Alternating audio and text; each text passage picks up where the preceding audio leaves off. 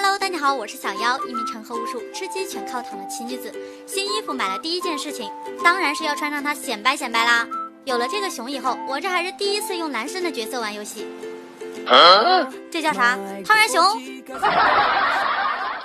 对于那些玩游戏是为了吃鸡上分的人，小妖建议啊，你一定要在快速更换里面备一套衣服，穿着这个傻熊趴地上，只能是让你更快的暴露在敌人面前。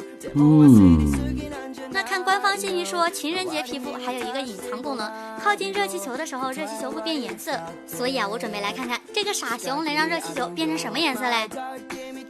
哦，变了。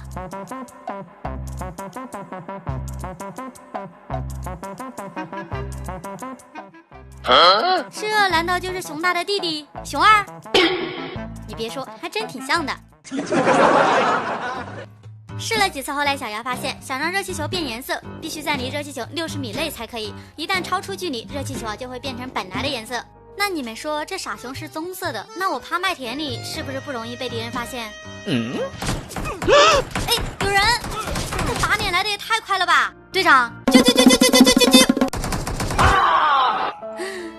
我的新衣服呀，我这还没穿热乎嘞。哎，再看一下你这走路姿势，我大概也能猜到啥结局了。你们信不信？这只绿恐龙它一定会去舔我的衣服，如果换作是我也会。这咋这么丑呀？我怎么突然觉得这傻熊不香了嘞？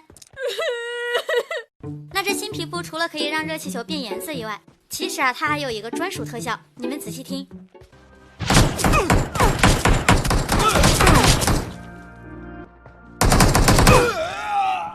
当我被敌人攻击和淘汰的时候，竟然发出的是熊的声音，这应该是皮肤里面第一个自带特效声音的吧？